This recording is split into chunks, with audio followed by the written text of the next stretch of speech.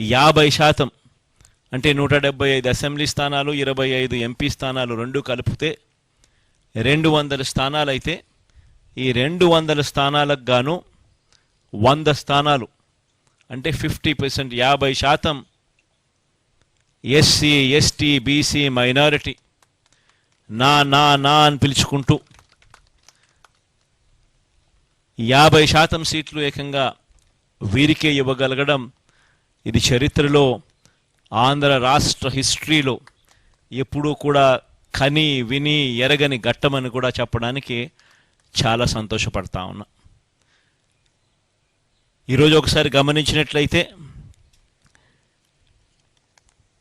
ఏకంగా 59 స్థానాలు 200 స్థానాలకు గాను బీసీలకే కేటాయింపులు చేశాం. 175 అసెంబ్లీ స్థానాలకు 48 అసెంబ్లీ స్థానాలు, 25 ఎంపీ స్థానాలకు గాను బ్యాలెన్సు 11 స్థానాలు బీసీలకే కేటాయింపులు జరిగింది.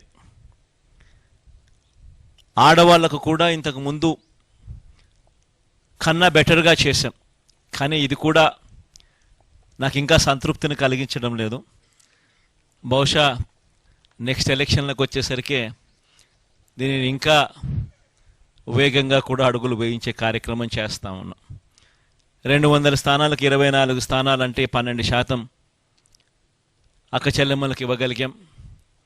కానీ ఇది కూడా నాకు పూర్తిగా సంతృప్తిని కలిగించే అంశం కాకపోయినప్పటికీ కూడా బట్ లాస్ట్ టైం కన్నా బెటర్గా చేశాం. బహుశా మిగతా ఏ పార్టీ కన్నా కూడా బెటర్గానే ఉంటుందని అనుకుంటా ఉన్నాను. లాస్ట్ టైం 19 ఇస్తే ఈసారి 24 దాకా తీసుకొని పోగలిగాం. ఇది కూడా ఒక విశేషమని చెప్పాలి. కానీ నెక్స్ట్ ఎలక్షన్లకు వచ్చేసరికి ఇంకా దీన్ని ఖచ్చితంగా ముందుకు తీసుకొని ఇంకా పెద్ద సంఖ్యలో ఇంకా నెంబర్లు ఇచ్చే కార్యక్రమం ఖచ్చితంగా జరుగుతుందని కూడా చెప్తా ఉన్నా. ఈరోజు మనం రిలీజ్ చేసిన ఈ లిస్టులలో గమనించినట్లయితే ఏకంగా 77% మంది వీళ్ళు ఈ 200 మందిలో ఏకంగా 77% మంది గ్రాడ్యుయేట్స్, ఆ పై చదువులు చదివిన వాళ్ళు.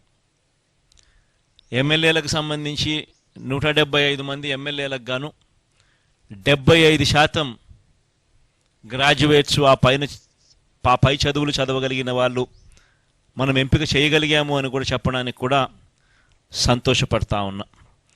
మైనారిటీస్కి కూడా ఇంతకుముందు 5 స్థానాలు ఇస్తే ఇవాళ 7 స్థానాలతో మైనారిటీ సంఖ్యను కూడా బాగా పెంచగలిగినామని చెప్పడానికి కూడా సంతోషపడతా ఉన్నా.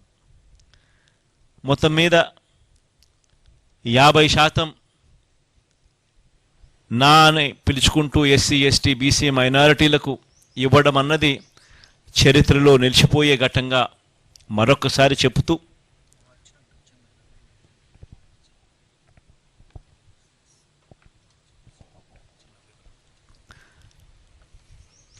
అదొక చరిత్రలో నిలిచిపోయే ఘట్టమని కూడా చెబుతూ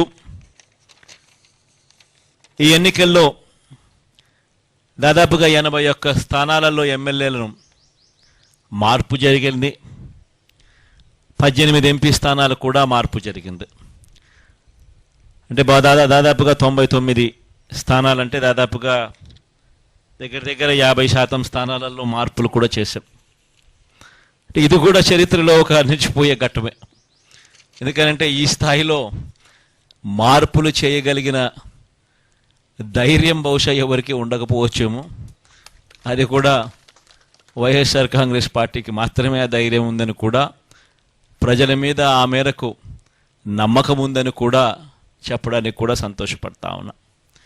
కానీ మార్పు కాబడిన వాళ్ళందరికీ కూడా ఎవరైతే కూడా టికెట్ రాని వాళ్ళు ఎవరైతే ఉంటారో వారందరికీ కూడా మనస్ఫూర్తిగా చెప్తా ఉన్నాను, రాబోయే రోజుల్లో దేవుడి దయతో ప్రజలందరి ఆశీస్సులతో మన ప్రభుత్వం ఏర్పడిన తర్వాత వాళ్ళందరికీ కూడా ఔచితమైన స్థానం ఖచ్చితంగా ఇస్తూ ఏదో ఒక రూపకంలో వాళ్ళందరినీ కూడా దగ్గర తీసుకునే కార్యక్రమం ఖచ్చితంగా జరుగుతుందని కూడా వాళ్ళందరికీ కూడా భరోసా ఇస్తా ఉన్నాను. కని విని ఎరగని విప్లవాత్మక మార్పులతో ఈ 5 సంవత్సరాల పాలన సాగింది. ఎప్పుడూ కూడా ఎవరూ కూడా ఊహించల 2,70,000 కోట్ల రూపాయలు నేరుగా బటన్ నొక్కడం, ఎక్కడా లంచాలు లేకుండా, వివక్ష లేకుండా నేరుగా అక్కచెల్లెమ్మల కుటుంబాల ఖాతాల్లోకి డబ్బులు వెళ్ళిపోవడం రాష్ట్ర చరిత్రలో ఇది ఎప్పుడూ చూడలేదు, ఎప్పుడూ జరగని ఘటం. ఇలా చేయగలుగుతామా? లంచాలు లేకుండా ఇవ్వడం సాధ్యమేనా? వివక్ష లేకుండా అసలు ఇవ్వగలుగుతారా అనే పరిస్థితి నుంచి కాదు, ఇది సాధ్యమే అని ఈ 5 సంవత్సరాల పరిపాలనలో ఎప్పుడు చూడని విధంగా గ్రామ స్థాయిలోనే గ్రామ సచివాలయాన్ని తీసుకొని రావడం, గ్రామ స్థాయిలోనే ప్రతి 50-60 ఇళ్లకు ఒక వాలంటీర్ వ్యవస్థ తీసుకొని రావడం, వీటి అన్నిటి ద్వారా పారదర్శకంగా లంచాలు లేని వ్యవస్థ, వివక్షకు చోటు లేని వ్యవస్థ ద్వారా 2,70,000 కోట్ల రూపాయలు అక్క చెల్లెమ్మల కుటుంబాల ఖాతాల్లోకి వేయడం అన్నది దేశ చరిత్రలో సువర్ణ అక్షరాలతో ఎప్పటికీ కూడా లిఖించతగ్గ విషయంగా ఎప్పటికీ కూడా గుర్తుండిపోతుంది. ఇది ఒక గొప్ప మార్పుగా కూడా గుర్తుండిపోతుంది. రాష్ట్రంలో ఎప్పుడూ జరగని విధంగా జరిగింది.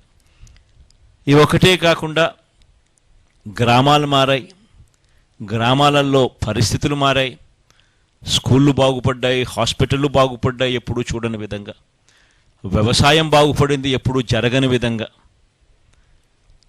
మహిళలకు విమెన్ ఎంపవర్మెంట్ ఎప్పుడూ కూడా జరగని విధంగా, కంటికి కనిపించే విధంగా మార్పులు చోటు చేసుకుంటూ విమెన్ ఎంపవర్మెంట్ జరిగింది. సామాజిక న్యాయం అన్నది మాటలకు కాదు, మొట్టమొదటిసారిగా సాధ్యమే అని చెప్పి చేసి చూపించిన ప్రభుత్వంగా ఈరోజు వైఎస్ఆర్ కాంగ్రెస్ పార్టీ ప్రభుత్వం నిలబడగలిగింది అని కూడా చెప్పడానికి గర్వపడతా ఉన్నా.